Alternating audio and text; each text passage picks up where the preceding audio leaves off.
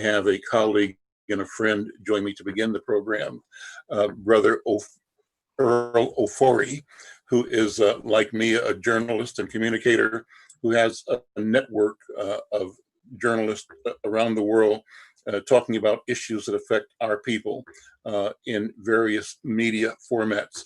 And Earl, I connected with actually today to invite him to be on the program just to sort of reconnect. Earl, how you do? Oral.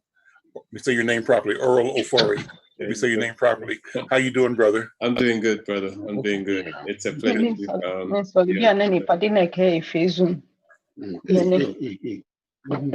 We're getting feedback. I'm not sure where that's from. I think that's Dr. Berta. Okay, so let's do this. Let me ask you to introduce yourself and your work, your history as a communicator, and all of this oral should lead to why we both are passionate about communicating about the health of our people, about the physical health, about the medical health, about access to resources, about mental health, right? And about creating conditions in which our people can thrive and be the best human beings that we can possibly be. That's our goal. Yeah. As fathers and as sons, and as brothers.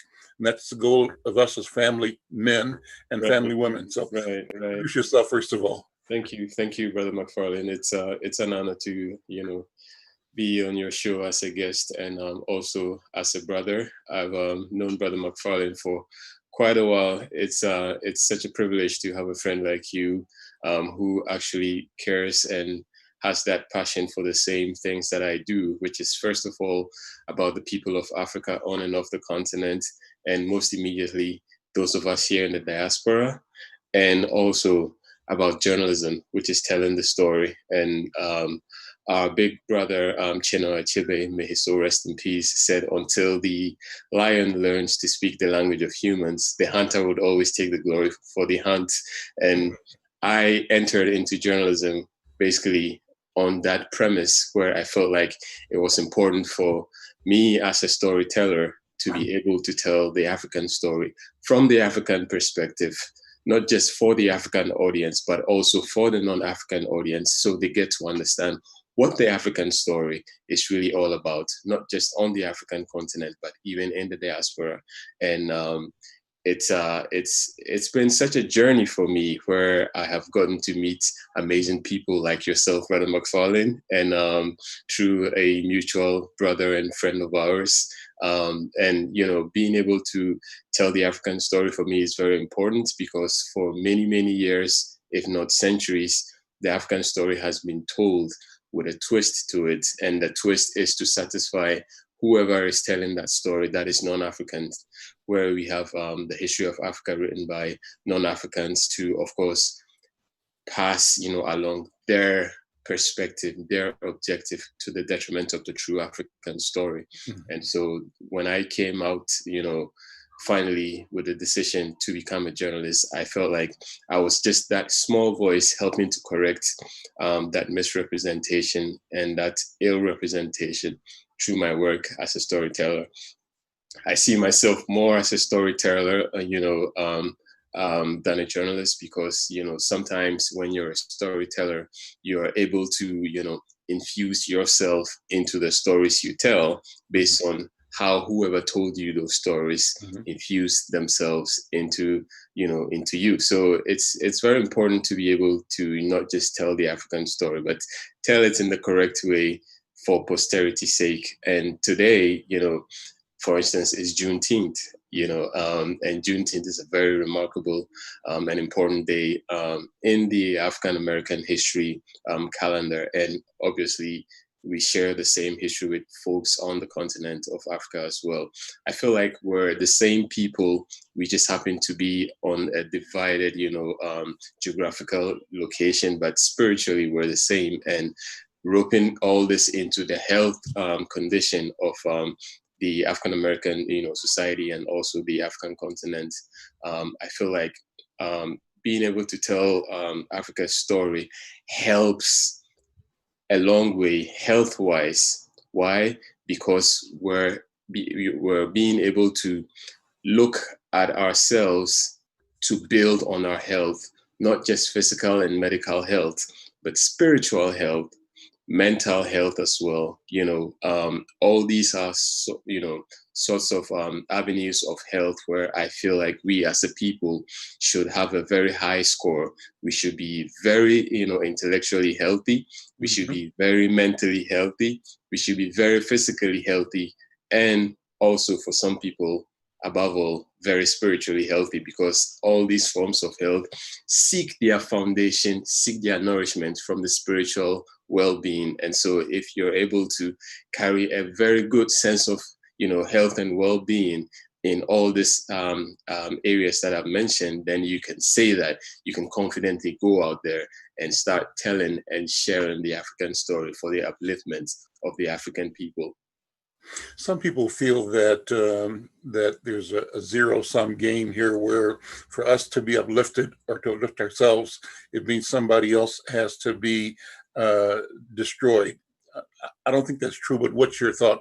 You've heard that before, I'm sure. Yeah. I think it's probably coming from the premise of where when kingdoms and nations seek to expand, they rope in and involve war, where there are things called wars of expansion, where you have to conquer this territory to, grow and expand. But I feel like we're in the new age where there's a bigger war that is being fought that does not even involve weaponry, or arsenry, or the kind of destruction that we are used to seeing back in the day when empires were expanding. In this new age, one of the biggest, weapon for expansion to win the war, and it's the war of mind, is information. Mm-hmm. In the world of communication, where information has become the biggest weapon to win the war of mind, you really need to be able to get yourself well informed, have your information coming from the right sources, genuinely backed by hardcore evidence, especially when you consider the fact that we're in the era of fake news. So yeah, for people to rise, I think the most important weapon they need is information, the right information, and the right information coming from the right sources. And if we get together to seek this kind of information and grow it, we don't have to physically, bring others down for us to feel like we've been able to rise. And my mother would always tell me, anyone who feels like they need to bring someone down so they can rise is already in a hole themselves. Mm-hmm. And the best way to rise is from the bottom. Mm-hmm. So you have to admit the fact that the way to the top is from the bottom. Mm-hmm. And for you to get to the top, you need other people who share your views, or you need other people who share the views you espouse to, so you can come together and lift each other up, so we can all get to the top. I think the old times and the old ways where we get to sit on people and prevent them from rising is outmoded, archaic, and debilitating. It still exists even in 2020 as we speak now. But for those of us who realize that those ways, those avenues, those methods do not work for the progress of humanity, we're starting to, bring ourselves into that new kind of weaponry that we need to help us all rise, which is the access to information. And when I say that, people would ask me, look at African American history right now. A friend of mine was telling me they feel like one of the reasons why there's all this anger, there's all this hate, is probably because African American history is not taught at the most basic levels of education. And when they said that, I'm like, how do you mean? They're like, because there's Black History Month. Doesn't that count for something? They're like, well, yeah, there's Black History Month, but it barely scratches the surface of true African American, let alone African history for the American audience, especially for the African American, audience. And this person was of the opinion that let's start teaching African American history and even African history at the very basic level, where people can understand, learn the true history, grow with it, develop the mindset to accept or to reject or to factor it into their, lives as humans, and then let them decide based on all that they've acquired, all the knowledge that they've seen and learned, rather than wait for, once a year Black History Month to come in February, or wait for them to actually get into college or first degree level education, where they even have to specifically choose to study African American or African history at the university level. Sometimes they get there and they start studying and they're like, oh my gosh, how did I miss all this? And you can't blame them. You can't even blame their parents, because they didn't learn it at the most basic level, So maybe this might go a long way to help with the healing, to help with the education, to help with the enlightenment, and to help arm us all with the powerful weapon that we need in this information age war, which is information itself. But we still learn from each other. I feel like we both have a lot to learn, both on the continent, and here in the Americas, and everywhere in the diaspora. Brazil, for example, has one of the largest population of non-Africans living outside of the African continent. So when I say the diaspora, I like to rope all these people in, because it's very important that we realize that the Black race is the origin of the human race, and humanity as it is will not succeed if we start to give reverence and respect to the Black race. Great comments. I'm Al McFarlane. This is Conversations with Al McFarlane. My guest is my friend and colleague, Earl Ofori, a master communicator, an educator, a storyteller, as he says. And we're talking about just the training and gifts that we both bring to life as communicators. So I'm really excited to have this conversation with you. Everything that you're saying, Brother Ofori, just touches things in my own experience in life that each one opens up a whole window of things we could talk about, but we have to be kind of limited here. Let me ask you to talk about your training. You said you decided to become a journalist and a storyteller. Tell me about how that decision came about. What were your options as you saw them as a student, and what put you on the path to communications? It's quite interesting, growing up in an African home in Ghana, West Africa precisely. I grew up in a very poor family, and it was a single parent home, if I may call it.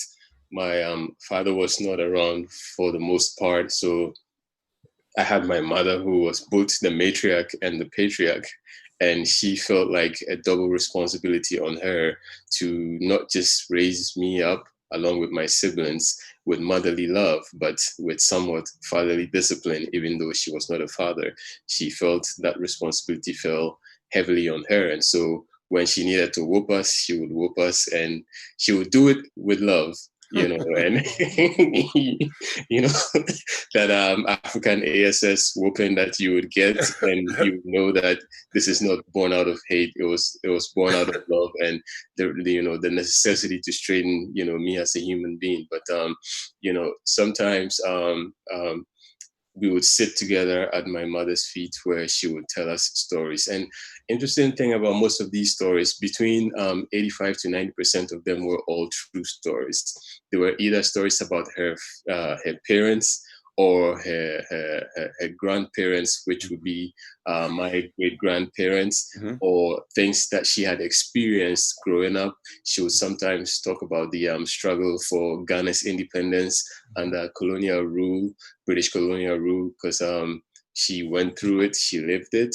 And, she would tell us all these interesting stories. And when we were growing up, we felt like it was just story time, come listen and, learn something from it. But as we got older, for me personally, as I hit my my sophomore year of senior high school, I started to realize that some of these stories were retelling themselves to me in my subconscious. And how did I know that? I would know that when I experience certain things in real life, and it'll make me remember this or that story that my mother told to me. And I'm like, oh, wow, so this is actually having an impact. She knew what she was doing. She was sowing a seed. And, back then we as children were excited just to hear such stories. But as we grew, the seed slowly started to germinate. And depending on which side of the society we were in, it will germinate faster or it will germinate with time. And I, in my sophomore year of senior high school, I told myself I wanted to become a storyteller. So one of the lecturers that taught me was like, I don't know if there's a job titled storyteller. So how about you become a journalist? I'm like, yeah, I've heard about that thing. What is it about? It's like, it's that thing where people actually work for media agencies and they write news. And I'm like, is it real? Like real stories? And they're like, yeah, it's real. So I could live with that. So, that's when the seeds of journalism was, sown in me by that lecturer. And that managed to combine with the seeds of storytelling that was sown into me by my mother. And along the line, I decided this is something I wanted to pursue. Even before I started understanding what journalism is, I would sometimes write stories on my own, whether poetry or prose, and just most of the times it will be to vent, get something out of me, or I'm very excited and to share my excitement in writing form. And I realized that it's something I could get good at. So my studies in journalism picked up when I started making attempts to enter into the Ghana Institute of Journalism after high school. But a benefactor came along and was like, I heard you like writing and you want to study journalism. I have friends in the UK who can actually get you into the London School of Journalism. I'm like, okay, I can't afford it, right? I know I'll pay for it. So this was absolutely paid for. I didn't spend a dime on my education with the London School of Journalism. And after that, I got the opportunity to intern. I interned at the Ghanaian Times newspaper, which is the second oldest and most publicized news piece in Ghana. It's been around way back in the day during the independence struggle. So just being an intern there was like a very moving experience for me because I felt like I was part of history, even though it had transpired probably 5 or 6 decades down the line. But I'm 40 years right now. I still feel like I'm a young man. The feeling never goes away. I'm 72 and I still feel 25. So I understand. Yeah. You don't look 72. When I grow up, I want to be like you, minus all the struggles.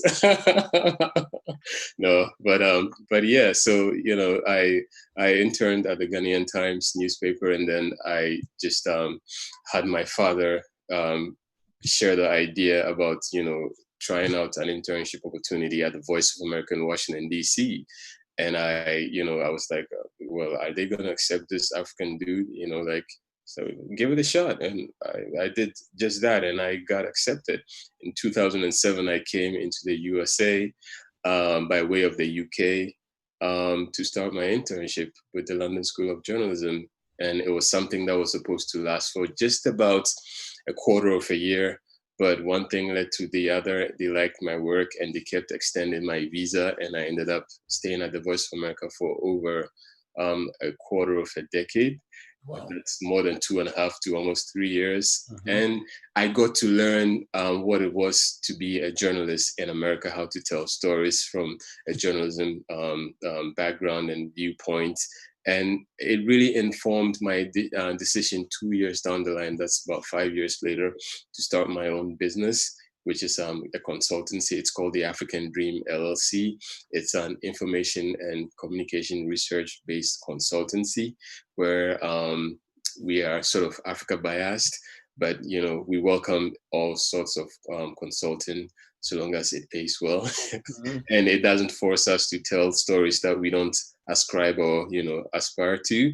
And I started the business mainly because I felt like the way the African story was being told, especially out here, was not the way I would have told it if I had the opportunity to tell it. And then I kept saying that to myself over and over and over. And then the words of Kwame Nkrumah. Kwame Nkrumah said this way before Gandhi also said it. And down the line, President Barack Obama also said it. We are the change we've been waiting for. Are you going to keep asking yourself, why are they not telling the African story the way it's supposed to be told? Or you're going to go out there and start telling the story yourself with the true passion and genuineness that you feel it deserves? And that's how my business was born. And it's 3.5 years down the line, we've had some amazing clients coming from respective embassies in the African diaspora. We've had work with the Embassy of Benin, the Embassy of Nigeria. The Embassy of Ghana is one of my biggest clients. Maybe it's because of the fact that I'm from Ghana. Ghana, right? But yeah, we've had some amazing clients too, like Dr. Thomas Mensah, who is a mutual friend, the engineer, fiber optics innovator. Thanks for connecting me with him, Brother McFarlane. It's just amazing to know great people like you who know other great people that can, rope me into their circle. But it's been an amazing journey, and I feel like there's a lot more that needs to be done. I feel like sometimes I need maybe 40 hours in the day, although I get just 24, but I try to make the most of it. Or you need 10 more of you. Yeah. And 10 more of you plus 40 hours a day. Then you can take a nap maybe. Yeah. There's a lot of learning experience and learning opportunities. And I see myself as, a student in the journey of life, where every opportunity is a great one to learn, to impact, and to explore. I'm Al McFarlane. This is Conversations with Al McFarlane. My guest is my colleague and friend, Earl Ofori, owner of a company called The African Dream, right? Yes, sir. And a master communicator. And we're talking about that. We want to bring the conversation around to how our communities, how the diaspora is having a conversation about the impact of COVID-19. That was the big topic of the day up until 3 weeks ago, when Minneapolis took center stage, not moving the horrific impact of COVID-19 out of the picture, but putting itself into the picture with the televised or the social media presentation of, or documentation of, the murder of George Floyd. That murder took place, I'm in North Minneapolis, which is the oldest kind of Black community, I think, in Minnesota. Then South Minneapolis, that community was once called Strivers community, but it's a solid Black community there as well. And so I want to ask you to give me reflections on what you've seen or heard in the aftermath of the killing of George Floyd. The funerals that were held here and in North Carolina, and finally in Texas, and the protests that have happened around the country and around the world, and also the aftermath of the protests. Some call that riots, some call it rebellion, some call it uprising. And so depending on where you are, you may name it differently. Right. So what impressions as a communicator observer have you assembled around that event, and then that within the context of the ongoing pandemic? I've heard it said that we have an opportunity to redefine or to equate the current pandemic of coronavirus, but that taking place within the pandemic of white supremacist thought. Of white supremacy. And that's something that now we can focus attention on in ways that we have not been able to do in a sustained fashion in the past. And that is due in part to the technology that lets us connect without being filtered by people who want to suppress our thought and our voice. So take it from there. Right. It's, Brother George Floyd, God rest in soul in peace. It's not the first, African brother or in the general terms, African sister to, you know, suffer such brutal, you know, snuffing away of their life from them on live, you know, camera, which is recorded and televised to all, like you said, thanks to the proliferation in social media, it's becoming rather, you know, easily accessible for someone to have access to a telephone, and for that telephone to have access to a camera, and for those two things to have access to the internet on that one simple device. And, you know, for people to just randomly appear somewhere where something evil like the murder of Brother George Floyd is happening, and for them to point the camera at the whole scenario and share it with the world, I don't think it's a random occurrence. It's something that has been designed by faith to bring out the evils and the ills of our society. I feel like, you know, there's been other deaths like Trayvon Martin, and, you know, go back all the way, even right down to Brother Martin Luther King Jr., the Reverend. I believe he was killed in a premeditated attempt just to stop him from bringing about not just the awakening, but the realization of the truth of Africans and their, you know, rightful place that they hold, not just in the Americas, but on the entire globe. You know, all these unfortunate occurrences have happened, and sometimes even continue to happen in an information age where people now have access to getting to tell the story without filter, without having to wait to buy the Monday newspaper, without waiting to listen to the evening news, where they can actually get real-time access to direct information and have that access impact things positively, like the uprising that we're experiencing right now, like the protestations that we're going through right now, like the demonstrations that we're seeing right now. I know they've been called by certain people for the protests and the demonstrations to stop, but these protests and demonstrations have been going on forever. You want to know when they first started? When the first free Black man was put on a slave ship, and he said no. So he had to be tied, hands and legs. That was when it started. It didn't start today. You know, it didn't start with Rosa Parks, even though Sister Rosa Parks played a pivotal role in African American activism out here in the Americas, you know, and her example, and the fact that you can, you know, think to the fact that it's very recent, from the days of Sister Rosa Parks, for things like this to gain a groundswell where people to begin to actually start pushing in support of African Americans. Because for a long time, you know, it's been our fight, but we live in a human society, and, you know, one bad nut could ruin the whole sack of nuts. So it's no more the Black man's fight. It's no more only the African's fight. It's the human race's fight, where all humans all over realize that the stifling of the Black man affects them.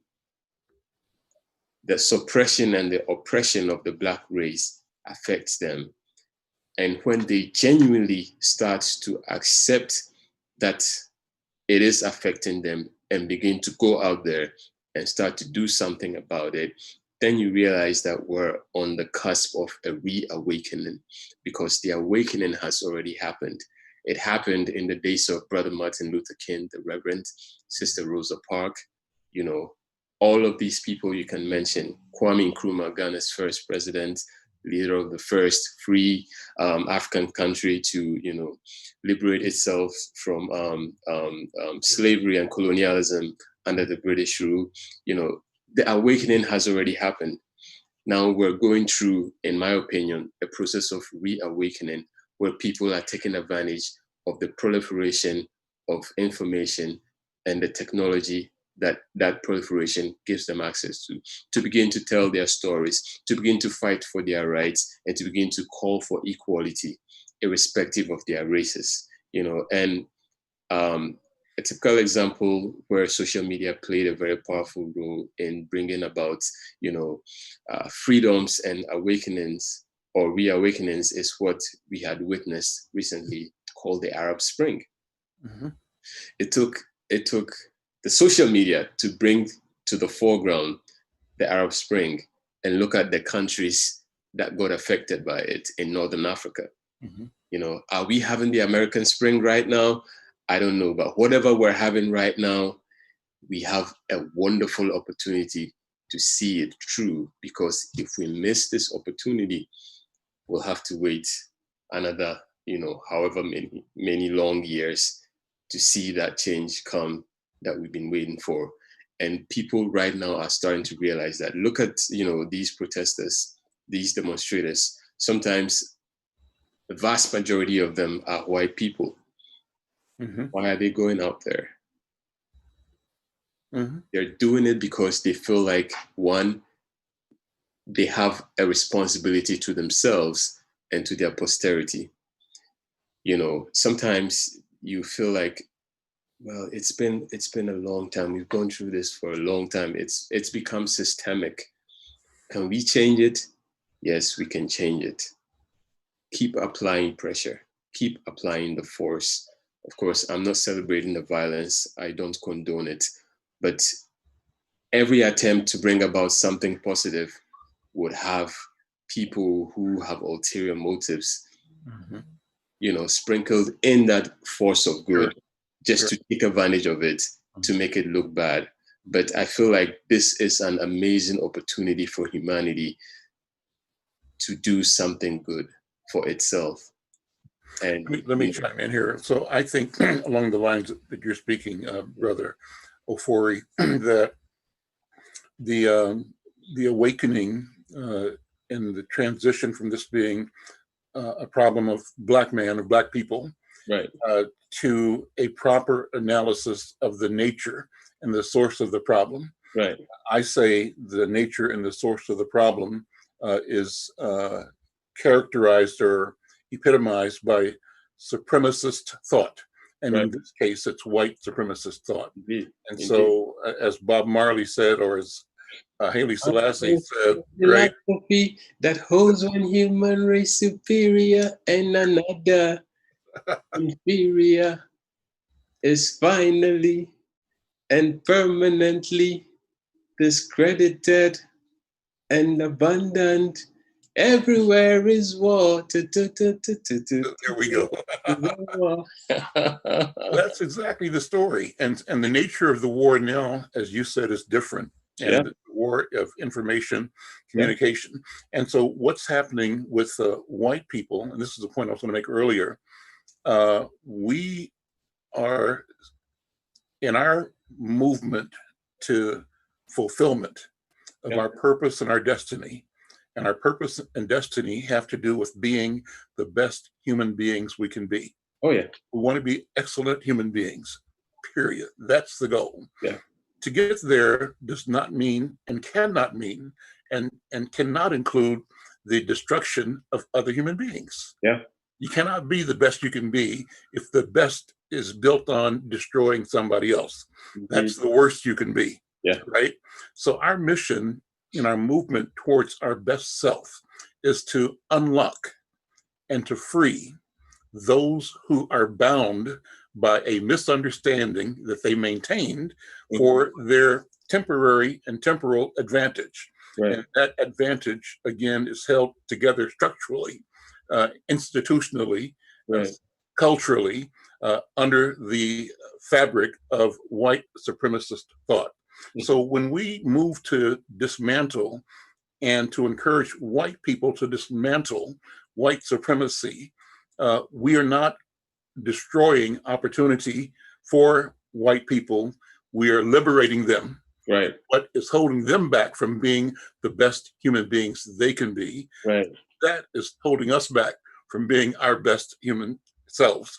And we're at a moment where I think we're reaching the realization, and we're at a moment where we cannot be denied.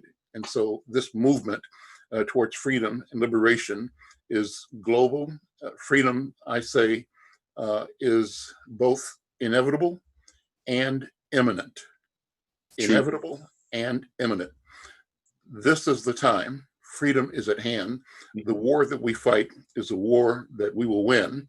And this time, the storyteller, the recorder, the scribe, the describer, the archiver of the story will be Ofori and McFarlane.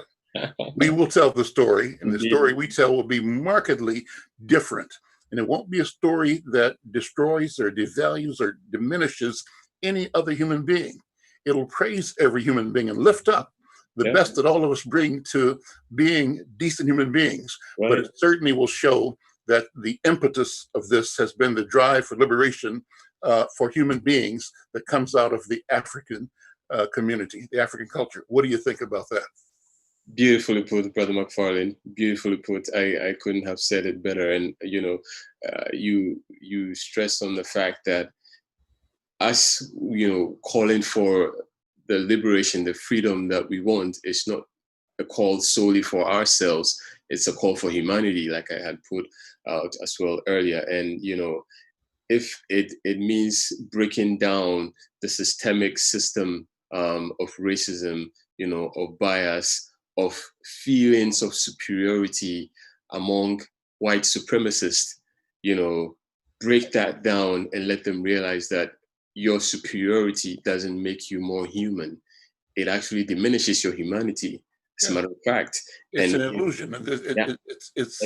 And we don't blame you for feeling that way.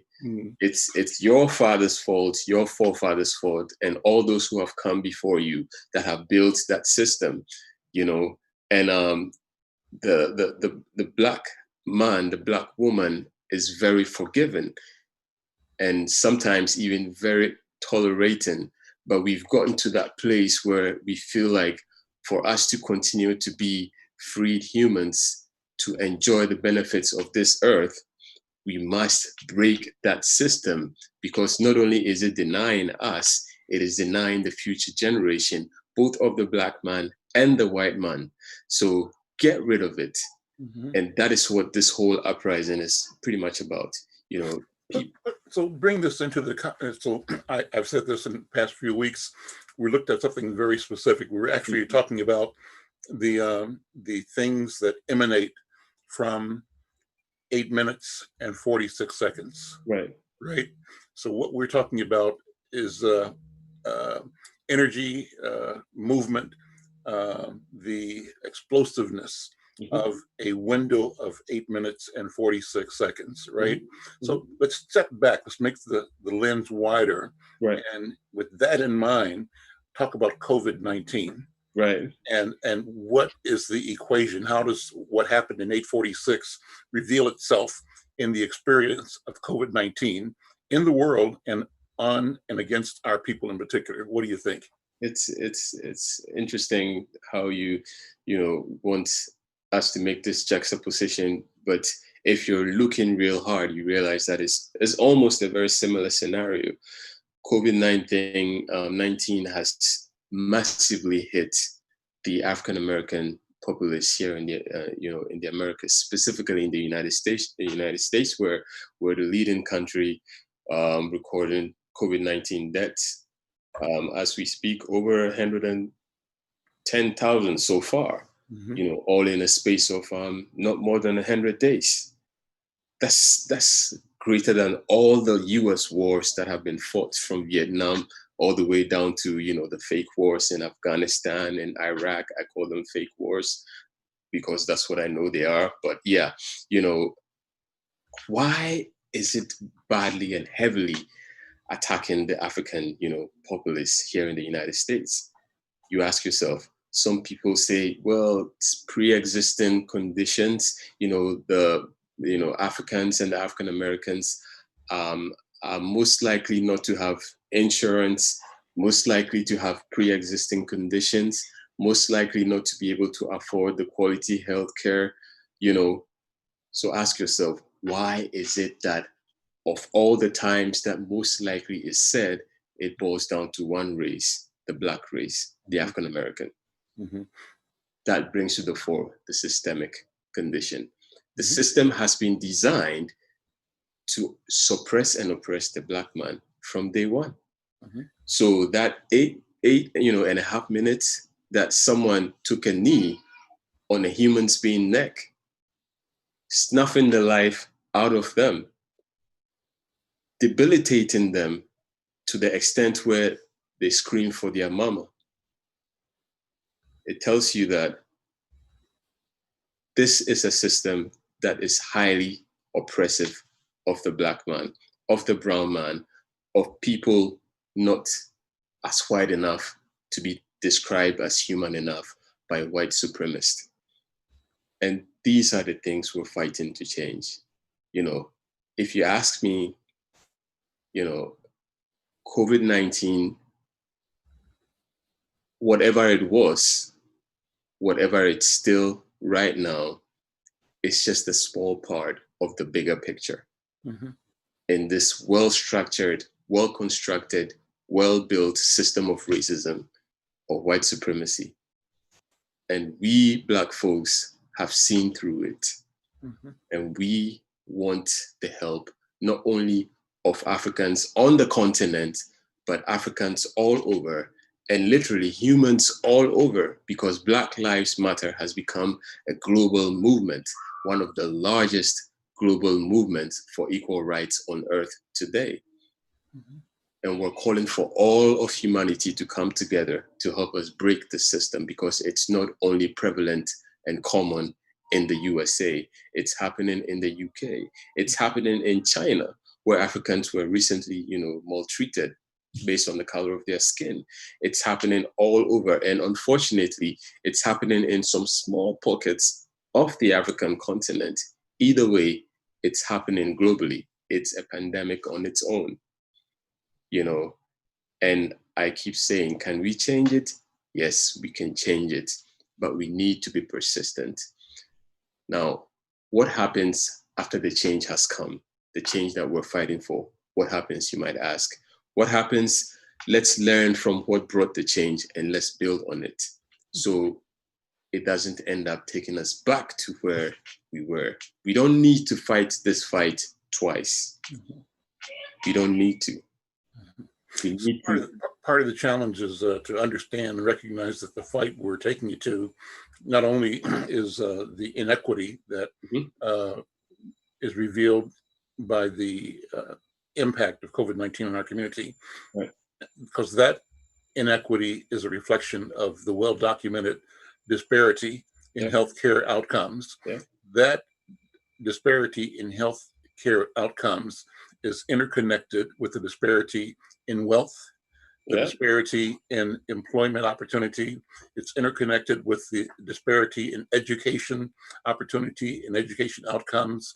It's interconnected with disparities across the board that insinuate themselves into every aspect of our life. Right. And that's why we now can identify the network of disparate activities and experiences as institutional cultural racism, right?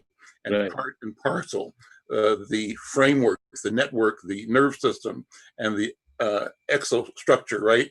Of the system of white supremacy and suppression of Black and brown people. And so to change one is to change all. You cannot change just one piece of it. You cannot modify it. This is a question of discovering and believing and acting out.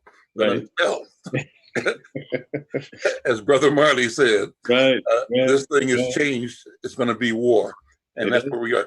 So, Brother Ofari, you were talking at a kind of a philosophical level, which is a great thing, but this is also personal for you, because you told me before that your wife is a frontline person. Talk about the impact of COVID-19 on your family and your wife's profession, and how that has changed. You're confined to your home now with the kids, right? I am, and I told the Frederick Douglass line. I married a white American. My wife is Caucasian. She understands what it means for not just me as a Black husband, but as a Black man to go through white supremacy, racism, and oppression in America.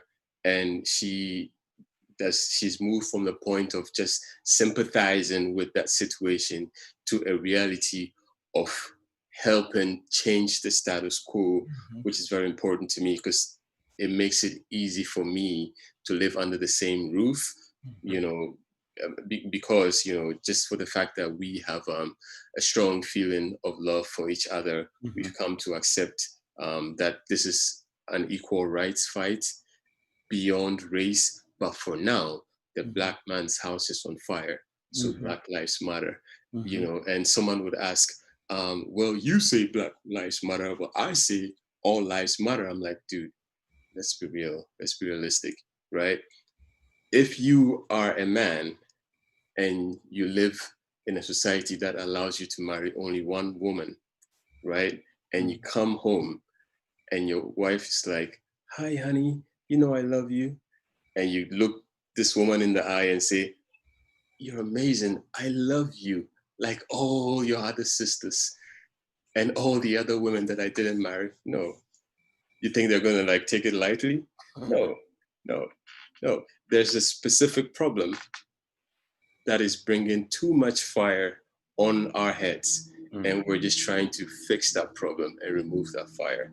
So yes, kudos to all those that feel all lives matter, but this is a situation so obviously, so historically supported, so documentary-wise, heavily written about, that points to the fact that Black Lives Matter.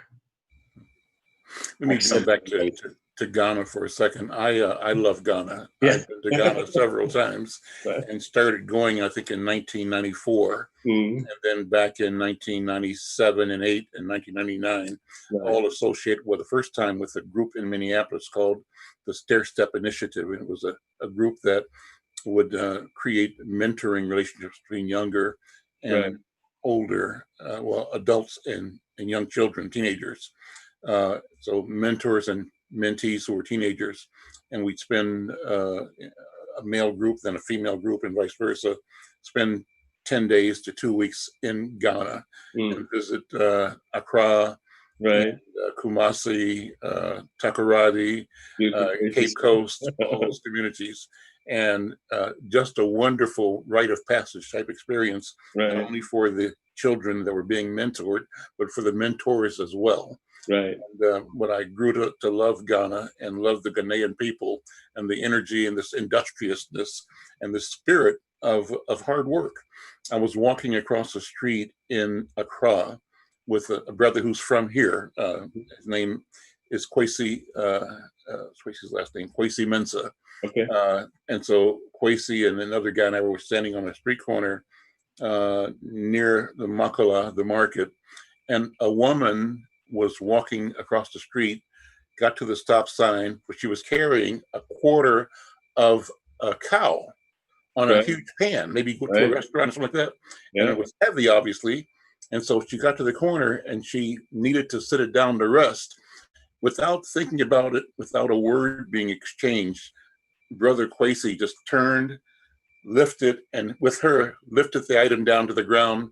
And for the 30 or 40 seconds that the light was red until it turned green again. When it turned green, he and she lifted it back, positioned it, she smiled, and kept walking.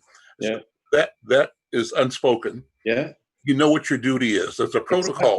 Don't wait to be told to do what you know is right. You do that.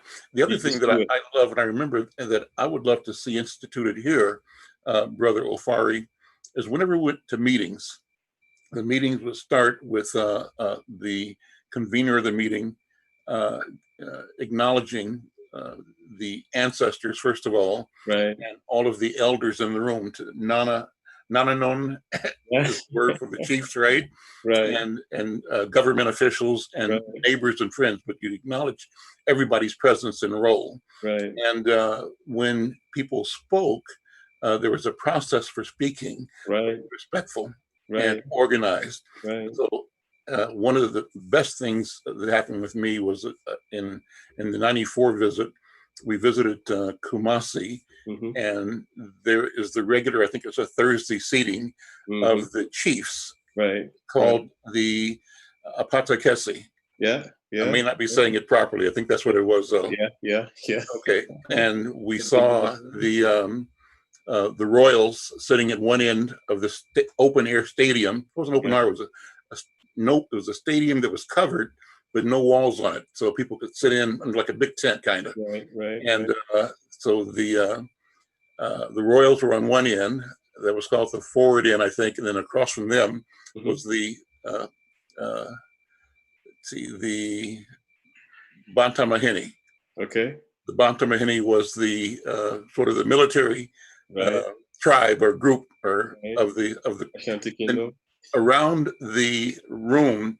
Every clan had specific roles. Mm-hmm. Those roles translate generation to generation to Oh, generation, yeah, right? yeah, So beautiful organization and yeah. practical. And it's a way to keep order and a way to resolve disputes in the community. I, Talk about that experience that I had, if you would. Are you from Kumasi or are you from Ghana? my mother is a Ga woman. She's from a small village on the outskirts of Osu. It's called Osu Adwate. But my dad is an Ashanti. He's from Kumasi. On the outskirts of Kumasi is a small village called Ejesu, which is where the warrior queen Yasantwa is from. My dad's village is near that. It's called Sheu Bisianse.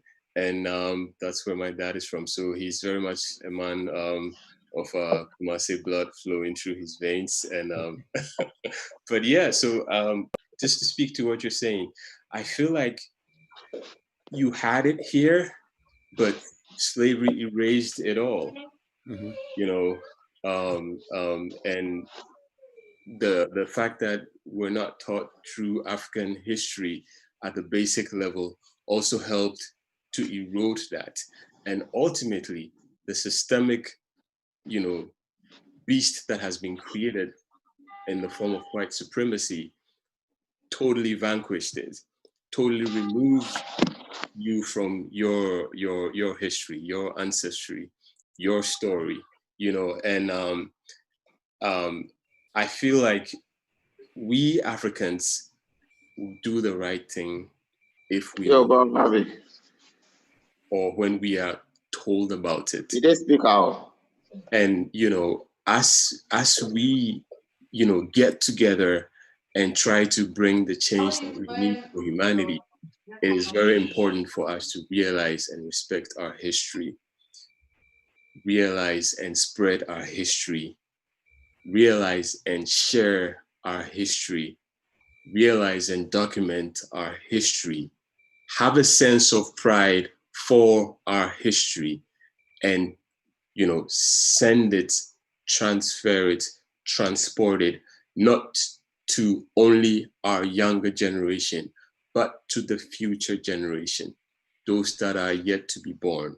Leave the preciousness, the beauty of our history for those that are coming, for those that are here with us, and for those that are in the spirit to see and appreciate, because that's the only way they will come in to support us. This fight is not only a physical fight, it's a spiritual fight as well. And the quest to stay healthy as human beings, as African Americans, as Africans in the continent and on the diaspora, is for us to realize that we need to build our physical, spiritual, mental, and even add economic wealth. And us wanting to break down white supremacy is not breaking something good down just so we can feel like we're on top. It's breaking something that is evil up, down, and brushing it away. So we all, whether Africans, Asians, Europeans, whatever, can benefit from this beautiful earth that is full of all this wealth that the Creator intended for each and every single one of us. Brother Earl, Oral, I want to thank you for connecting with me. This has been a wonderful conversation. I hope this is the beginning of many. So what my hope is for those who are watching on Facebook or YouTube is that Brother Ofari will connect with me to help me create the diaspora connection for this program. We want to bring communicators like us and other practitioners of public affairs, of business, of culture, education, to this conversation on a regular basis. So I'm calling on and counting on Brother Ofori to help me bring this vision into fruition by making the connection, and we'll build it out from there. Brother, I want to thank you so much. It's good to talk to you again. Good to catch up, and we got much more catching up to do. It's always an unfinished business. That's right. That's right. Well, thank you so much, and we'll talk to you. All right, bye-bye. And then if you all are standing by, in a few minutes, we should be reconnecting, reconvening here to talk about what's happening in Tulsa. Today is Juneteenth, and I've got organizers, my colleagues from the Oklahoma Eagle newspaper connecting with us shortly to talk about the Juneteenth celebration, to recap, review the story of Black Wall Street, the atrocious activity of that community and our government in murdering hundreds of Black people about a century ago. So we're going to have that conversation too. We'll be back here in about 10 minutes or so to do that part of the program. I'm Al McFarlane. This is Conversations with Al McFarlane, and we'll see you in a few minutes. Brother Oral, we'll see you later, okay? All right.